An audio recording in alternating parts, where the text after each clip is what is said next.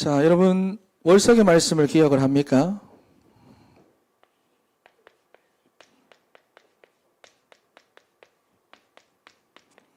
우리가 3월의 키워드가 영적 정상입니다. 저는 몰랐는데 영적 성장으로 처음에 올라와 있었다고 그러더라고요. 저도 정신이 없었는데 현수막도 정신이 없었어요. 영적 정상. 우리가 영적 정상에 올라간 사람은 첫 번째로 참된 분별을 한다 그랬습니다.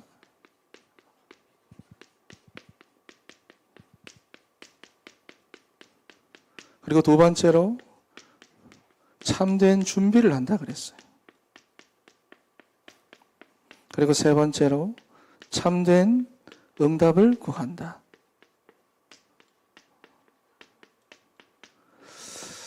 자, 여러분 참된 분별을 한다. 무슨 말입니까? 우리 인생의 유일한 복음은 예수 그리스도다라는 것입니다. 그래서 복잡해지면 안 된다 그랬습니다. 우리가 문제를 만나면 사람들은 일단 복잡해집니다. 머릿속이 복잡해집니다. 복잡해지면 그때부터 절대로 인도받지 못합니다. 우리가 문제가 딱 생겼으면 생길수록 더 단순해져야 됩니다. 그리고 참된 것을 분별해야 됩니다. 지금 우리 가정에 문제가 있다. 내 인생 가운데 문제가 왔다. 분명하게 해야 됩니다. 나를 구원할 유일한 방법은 오직 예수 그리스도밖에 없다. 분별을 제대로 하고 제대로 붙잡아야 돼. 그리고 현장의 상태를 제대로 봐야 됩니다. 현장은 다 지금 현재 창세기 3장이다. 하나님을 떠나 있는 상태다. 세상 임금 노릇을 사단이 하고 있다. 그렇기 때문에 우리는 참된 준비를 해야 됩니다. 그리스도의 말씀으로 나를 살리고 다른 사람을 살릴 수 있는 참된 준비를 해야 됩니다. 그리고 세 번째, 참된 응답을 구해야 됩니다. 무엇을 구합니까? 약속된 것을 구해야 됩니다. 약속된 성령을 구하는 것입니다. 이것이 바로 영적 정상에 있는 사람의 모습입니다. 자, 이제 정리가 되셨지요? 자, 그럼 우리 진천교회의 가장 중요한 시스템이라고 하면 우리가 팀별 말씀 나눔을 포럼을 한다는 것입니다. 그런데 보통 우리가 이제 말씀 나눔을 한다라고 하면은 사람들이 삶을 나눕니다. 또 삶을 나누고 싶어 합니다. 자, 그래서 처음에는 말씀을 나누다가 결국에는 자기 삶을 나누기 시작합니다. 여러분, 그런데 삶은 무엇입니까? 내 삶은 무엇입니까? 내 삶은 어떤 삶입니까? 어디에서 살아가는 삶입니까? 내 삶은 창세기 3장입니다. 자, 그러니 말씀을 나눈다고 하면서 실제로는 사람들이 무엇을 나눈다? 창세기 3장을 교회 안에서, 공동체 안에서 나누고 있다는 겁니다. 그래서 처음에는 말씀의 은혜 받았다. 내가 이런 말씀의 은혜 받았다로 시작을 해서 결국에는 가정에서 있었던 일, 직장에서 있었던 일, 교회에서 있었던 일들을 가지고 원망의 말, 불평의 말, 상처받았다는 말, 힘들다는 말, 어렵다는 말. 그런데 그 사람들이 사람들이 모여서 그 말에 공감을 하고 위로하고 기도하고 그렇게 한다는 거예요. 여러분, 분명히 하나님의 사람으로 우리를 온전하게 만들어가는 것이 디모데후서 3장 17절 말씀에 보면 하나님의 말씀이라고 성경은 말씀하고 있는데도 우리는 모여서 말씀 나눔을 한다고 하면서 매번마다 자기의 삶을 나누고 창세기 3장을 나누고 있으니 사실 모이면 모일수록 뭡니까? 성도 개인이 병들고 공동체가 병들고 교회가 병들고 하면서 원리스가 깨지더라는 것입니다. 하나님과의 관계가 오히려 더 깨지더라는 것입니다. 여러분, 그래서 제가 청년들을 처음 모아가지고 이제 훈련을 시작할 때 교재 아무것도 없이 시작을 할 때 이름부터 바꿨습니다. 말씀 나눔이라고 말씀 나누자 그러면 삶만 계속 나누니까 이름부터 말씀 포럼이다 바꿨어요. 그리고는 모일 때마다 제가 강조했던 말이 있습니다. 뭐냐면 나는 너희들의 삶이 하나도 궁금하지 않다. 나는 모일 때마다 이 얘기했어요. 나는 너희들의 삶이 하나도 궁금하지 않다. 궁금하지 않으니까 말하지 마라 그랬어요. 나는 오늘 이 예배를 통해서 하나님이 너희 각자에게 주신 그 말씀이 나는 궁금하다 그랬습니다. 삶 나누지 말고 말씀을 내게 좀 나눠라. 여러분, 삶을 우리가 나누면 당장에 속은 좀 시원해질지는 몰라도 그 환경과 형편에 사람들은 더 집착되어 버립니다. 더 묶여버려요. 그런데 하나님의 말씀을 우리가 붙잡으면은 처음에는 그게 더 답답하고 잘 안 되고 더 안 되는 것 같아도 결국에는 그 사람 빠져나옵니다. 말씀을 붙잡으면 결국에는 그 사람 이겨냅니다. 그런데 여러분, 처음에 이게 잘 됐을까요? 안 됐을까요? 처음엔 잘 됐을까요? 안 됐을까요? 잘 안 됩니다. 왜냐하면 체질 자체가 삶을 나누는 체질이기 때문에, 그렇게 해왔기 때문에, 예배를 그렇게나 많이 드렸고 말씀 나눔을 모여서 그렇게나 많이 했으면서도 실제로는 내게 주시는 하나님의 말씀을 나눈 적이 없어요. 붙잡았던 적도 별로 없어요. 만나서 교제하면은 자기의 삶만 어쩔 때는 한풀이 하듯이. 여러분, 그러니까 뭐냐면 말씀 나누자 그러면 애들이 어려워했습니다. 찬양단 모아가지고 말씀 나누자, 찬양 연습 조금 하고 말씀 포럼만 계속 했습니다. 여러분, 그렇게 20년이 지났습니다. 여러분, 지금 너무 잘하고 계십니다. 그런데 여러분, 다시 제가 말씀드리고 싶은 것은 여러분의 삶은 궁금하지 않습니다. 여러분의 삶은 궁금하지 않습니다. 제가 궁금한 것은 여러분 각자가 처해 있는 그 환경과 형편에서 실제로 여러분들이 어떤 말씀을 붙잡았는지, 어떤 말씀을 붙잡고 내가 하나님 앞에 기도하고 있고 그 기도한 대로 내가 인도받고 있는지, 저는 그 말씀이 궁금합니다. 여러분, 그래서 왜냐하면 결국은 뭐냐? 말씀이 여러분을 살립니다. 말씀이 여러분 나를 살려요. 말씀이 우리 가정을 살리고, 말씀이 우리 자녀들을 살리고, 말씀이 나를 하나님의 사람으로 온전하게 만들어가는 것입니다. 여러분, 그래서 지금 우리는 포럼하자 그러면 쉽게 만들어 놨어요. 옛날에는 우리 묵상노트 이런 게 없었거든요. 요새는 묵상노트 딱 보면은 내가 붙잡은 성경 구절 딱 있고, 그리고 밑에 그 성경 구절에 대해서 기도 제목만 있고, 밑에 전도 대상자 있고, 그것만 나누면 되잖아요. 그죠? 여러분, 그래서 중요한 것은 말씀을 나누시는 여러분 다 되시기를 바랍니다. 다시 한번 말씀을 드립니다. 저는 여러분의 삶이 궁금하지 않습니다. 그런데 궁금하지 않다라고 해서 관심이 없다라는 게 아니에요. 관심이 너무 있기 때문에, 여러분이 살아나야 하기 때문에 말씀이 궁금하다는 것입니다. 말씀을 나누셔야 돼요. 자, 여러분, 오늘 우리가 레위기 7장 말씀을 계속 우리가 보는데 제사법의 마지막입니다. 자, 속건제의 절차에 대해서 설명을 1절에서부터 6절까지 나오고, 7절에서부터 10절은 속건제와 속죄제의 제물 분배 규정을 이제 설명을 합니다. 그런데 7절 말씀을 보면은 속건제와 속죄제는 7절 말씀과 같이 규례가 같다라고 되어져 있어요. 그래서 차이가 있다면 배상이 있다. 하나님의 성물과 타인의 재산에 피해가 관계에 있다면 배상해야 된다. 이겁니다.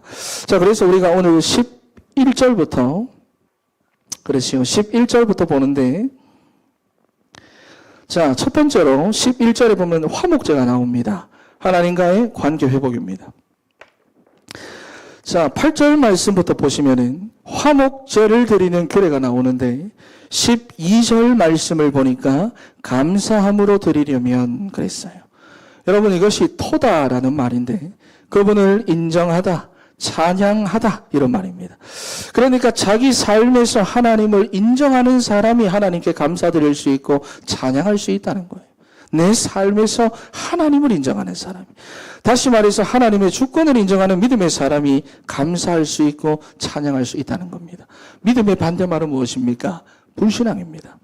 믿음의 반대말은 안 믿는 거예요. 불신앙입니다. 그래서 믿는 사람이 하나님께 감사할 수 있고 찬양할 수 있고 참되게 예배할 수 있는 거예요. 자, 여러분, 그런데 감사함으로 드리려면 유교병을 화목제의 감사제물과 함께 드려라. 오늘 여기 보니까 유교병이라고 하는 말이 나옵니다.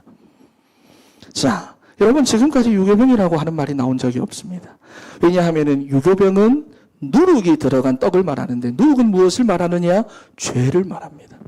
자, 여러분, 그래서 제물은 그리스도를 상징하는 것이기 때문에 무교병을 드려라라고 이야기를 했는데, 왜 오늘 보니까 다른 제사와는 달리 유교병도 함께 드리라고 하느냐? 간단합니다. 죄가 없으신 그리스도께서 십자가에 달려 죽으실 때 죄로 가득한 우리 육의 사람을 함께 짊어지고 돌아가셨다는 것을 말씀하는 것입니다. 여러분, 그래서 로마서 5장 말씀을 보면은 우리가 환난 중에도 감사하고 기뻐할 수 있는 것은 우리가 아직 연약할 때에, 우리가 아직 죄인 되었을 때에, 우리가 아직 원수 되었을 때에 그리스도께서 우리를 위하여 죽으심으로 말미암아 화목하게 하셨은즉, 우리로 화목하게 하신 우리 주 예수 그리스도로 말미암아 하나님 안에서 즐거워한다 그랬거든요. 그리스도께서 우리 인생의 연약함을 다 짊어지심으로 이제는 하나님께서 우리 인생의 힘이 되어 주시고 능력이 되어 주신다는 것입니다. 여러분, 그리스도께서 우리의 모든 죄를 짊어지심으로 우리를 하나님의 자녀 삼아 주셨어요. 그래서 로마서 8장 1절 2절 말씀을 보면, 그러므로 이제 그리스도 예수 안에 있는 자에게는 결코 정죄함이 없나니 이는 그리스도 예수 안에 있는 생명의 성령의 법이 죄와 사망의 법에서 너를 해방하였음이라 그랬습니다. 해방했다는 것입니다. 그런데 여러분, 우리는 하나님, 내가 또 원망하고 불평했습니다. 내가 또 죄를 지었습니다. 내가 그러면 안 되는데 내가 또 그랬습니다.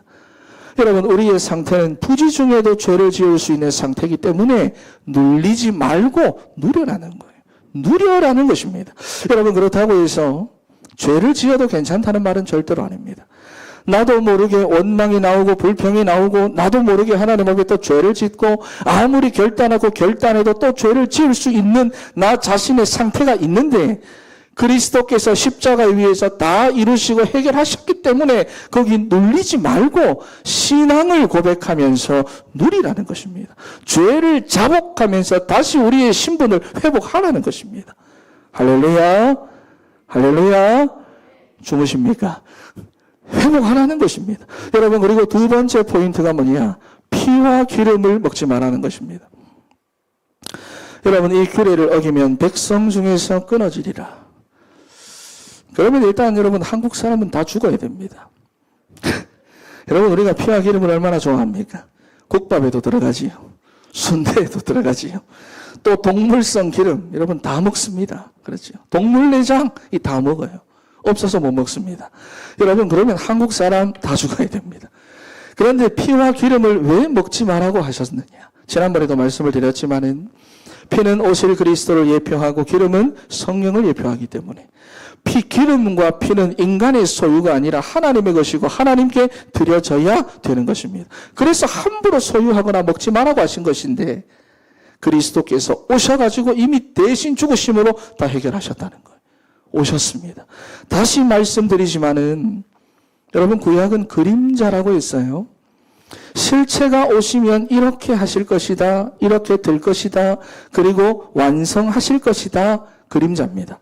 그래서 그림자는 다 뭐냐? 실체 대신 그리스도를 다 지향하고 그리스도를 설명하는 것이지만 그림자니까 실체가 아니기 때문에 그 실체에 대해서 완전하고 완벽하게 설명하는 것이 아니라 전부 다 뭐냐? 부분적으로 밖에는 설명할 수가 없는 거예요. 이해가 되시죠? 자, 여러분, 그렇다고 해서 성경이 부족하다는 것이 아닙니다. 그림자가 그렇다는 것입니다. 그래서 성경을 읽고 해석을 할 때 우리가 그리스도라고 하는 전체적인 관점을 가지고 우리가 성경을 보지 못하면은 어떻게 해야 하느냐? 계속해서 쪼개야 됩니다. 계속해서 분해해야 됩니다. 그 관점이 없으면. 신학자들이 지금 거의 그러고 있는데 그리스도라고 하는 전체적인 관점이 없으면 계속해서 쪼개고 분해하고 여러분, 만약에 제가 편지를 써가지고 오은 집사한테 보냈습니다. 그런데 오은 집사는 내가 말하고자 하는 의도를 이미 알고 있어요. 의도를 먼저 알고 있어요. 그러면은 내가 어려운 말을 쓰고 거기 사자성어 쓰고 한자 쓰고 모르는 말을 쓴다고 해도 웬만해서는 이해가 됩니다. 그렇죠? 의도를 알고 있다면 웬만해서는 이해할 수 있습니다. 그런데 의도를 모른다면 내가 편지를 보냈는데 의도를 모릅니다. 어려운 말로 가득합니다. 어떻게 될까요? 말 하나하나를 다 쪼개서 봐야 되는 거예요. 그럼 어떤 일이 생길까요? 내 의도와는 다르게 쪼개다 보니까 괜히 여러분 다른 말에 꼽힐 수 있고 다른 말에 열심을 낼 수 있고 다른 말에 또 기분까지 나쁠 수 있고 그렇죠. 여러분, 그래서 우리가 왜 카톡하고 문자를 보낼 때 사람들이 내 의도와는 다르게 생각지도 못한 말에 막 상처받고 기분 나빠할 때가 가끔 생기는 겁니다. 여러분, 그래서 성경을 볼 때도 마찬가지로 그리스도라고 하는 이 전체적인 관점을 가지고 보지 못하면은 복잡해집니다. 단어 분해하고 배경 따지고 역사 따지고 문법 따지고 다 따지는데 뭐가 없느냐? 그리스도만 없다라는 거예요. 여러분, 그래서 피와 기름을 먹지 마라. 간단합니다. 구원은 예수 그리스도를 통해 완전하게 완성되었기 때문에 성령 하나님을 통해 적용될 하나님의 구속 사역이기 때문에 그리스도로 충분하다는 것입니다. 그리스도로 다 끝내셨다는 것을 말씀하는 것입니다. 자, 여러분, 그래서 5대 제사의 결론이 무엇입니까? 우리가 7장까지 5대 제사 계속 봤는데 5대 제사의 결론은 바로 한 가지입니다. 예수 그리스도입니다. 예수 그리스도. 번제, 소제, 화목제, 소제, 속건제 이렇게 5대 제사, 그리고 제사의 방법, 화제, 전제, 요제, 거제, 여러분 이 모든 복잡한 말들이 부분적으로 한 가지를 설명하기 위한 그림자입니다. 그게 뭐냐? 예수는 그리스도라는 거예요. 이거 설명하는 거예요. 그래서 제사는 여러분 사람이 하는 것처럼 보이지만은 실제로는 그리스도께서 다 완성하셨습니다. 우리는 뭐만 하면 됩니까? 이 그리스도께 집중하고 그리스도를 바라보고 그리스도를 찾고 그리스도의 말씀을 사모하고 그리스도를 고백하고 찬양하고 감사드리고 할렐루야 할렐루야. 여러분 그러니 율법을 주시고 제사법을 주신 이유가 무엇이냐? 이유가 무엇이냐? 창세기 3장입니다. 하나님께서 우리에게 율법을 주시고 제사법을 주신 이유가 뭐냐? 창세기 3장입니다. 빠져나오라고. 우리 인간이 사단에게 속아 하나님의 말씀에 불순종하는 죄를 짓고 하나님을 떠남으로 어떻게 살아갑니까? 나 중심, 전부 다 나 중심, 물질 중심, 성공 중심. 여러분이 사단의 함정에 빠져가지고 다 살아갑니다. 그래서 사람들이 여러분 내가 원하는 대로 내 필요를 따라 다 살고 있어요. 그런데 뭐냐? 죄가 뭔지를 모릅니다. 세상에서 말하는 죄, 윤리 도덕적인 죄 이런 것은 알아도 우리를 근본적으로 불행하게 만든 이 죄의 상태가 있다는 것은 모릅니다. 해결할 수 없는 공허함과 불안함에 살게 하고 내 인생을 그 흑암의 세력들에게 잡히게 한 죄의 상태가 있는데 그것을 모릅니다. 그런데 율법을 주시고 죄가 무엇인지 율법을 주셔서 죄가 무엇인지를 깨닫게 하시는데 여러분 보세요. 내가 죄를 지었습니다. 그래서 죄물을 내가 가지고 갑니다. 안수를 합니다. 도사를 합니다. 내가 가죽을 벗깁니다. 각을 이래 다 뜹니다. 끔찍하지요. 그 끔찍한 제사를 내가 직접 다 행하며 죄 용서함을 받았는데 저뿐만이 아니고 우리 아이들조차도 13세 이상이 되면 다 그렇게 하는데 내일 내가 또 죄를 지었습니다. 그럼 어저께 유효하냐? 그게 아닙니다. 또 그걸 반복해야 돼요. 또 짐승을 가지고 갑니다. 또 안수합니다. 또 도살합니다. 가죽을 벗깁니다. 여러분 그런데 그렇게 평생을 하며 살아갈 수밖에 없는 우리의 죄의 상태를 율법을 통해 깨닫게 하셔서 정말로 뭐냐? 그리스도만을 대망하는 삶이 되도록 하셨다는 거예요. 그런데 그 그리스도께서 이미 오셨습니다. 아까 로마서 5장 봤잖아요. 3가지가 나옵니다. 우리가 연약할 때에, 우리가 죄인 되었을 때에, 우리가 원수 되었을 때에 이 그리스도께서 십자가의 죽으심으로 말미암아 우리에 대한 하나님의 사랑을 확증하시고 하나님과 우리 사이를 화목하게 하셨다고 로마서 5장에서 말씀하고 있습니다. 여러분 그래서 우리 인생 문제의 해결은 무엇이냐? 그리스도를 통해서 하나님과 화목하는 것입니다. 내 인생의 진짜 문제 해결은 하나님과 화목하는 것. 구원받은 우리도 마찬가지입니다. 가장 중요한 우리 인생 문제의 해답은 하나님께서 함께 하시는 임마누엘의 축복을 내가 누리는 거예요. 어디서? 문제가 있는 거기서. 갈등이 있는 그곳에서. 내가 흔들리고 있는 거기에서. 하나님이 나와 함께 하신다. 이것을 내가 거기서 누리는 거예요. 여러분 그런데 머리로 알고 지식으로 아는 게 아니라 우리는 말씀과 기도를 통해서 날마다 확인해야 돼요. 날마다 이 사실을 지속적으로 누려야 되는 것입니다. 그것이 바로 뭐냐? 그리스도인의 삶이라는 거예요. 여러분 그래서 말씀과 기도. 목사님 또 그겁니까? 이렇게 물으시면 네, 그거밖에 없습니다. 여러분. 말씀과 기도입니다. 여러분 우리가 1장에서부터 봤을 때는 화목제가 몇 번째 순서였습니까? 3번째였거든요. 그런데 6장, 7장에 오니까 화목제가 순서가 제일 마지막에 소개되면서 제사법을 결론내고 있다는 거예요. 어떤 학자들은 제사를 드리는 순서대로 기록을 했다. 많이 드리는 빈도수대로 기록을 했다. 그건 모르겠습니다. 여러분 그런데 분명히 성경은 마지막으로 이 화목제를 소개하면서 제사법을 결론내고 있다는 거예요. 여러분 그래서 하나님과 화목하는 것. 임마누엘의 축복을 누리면서 내가 살아가는 것. 이것이 뭐냐? 우리 인생 문제의 참된 해답입니다. 여러분 그래서 하나님과 화목하는 여러분 되시기를 바랍니다. 할렐루야. 여러분, 언제나 문제가 있다 없다, 문제는 늘 있어 왔잖아요. 중요한 건 뭐냐? 문제가 있는 그 자리에서 내가 하나님이 나와 함께 하신다는 것을 말씀과 기도를 통해 실제로 내가 누리며 살아가야 하는 것입니다. 그래서 광야가 아름다운 밭이 되고 숲이 되는 이 믿음의 여정 속에서 이번 한 주간도 정말로 그리스도 언약 붙잡고 영적 정상으로 다 올라서는 우리 사랑하는 진천의 성도 다 되시기를 바랍니다. 할렐루야. 기도하겠습니다.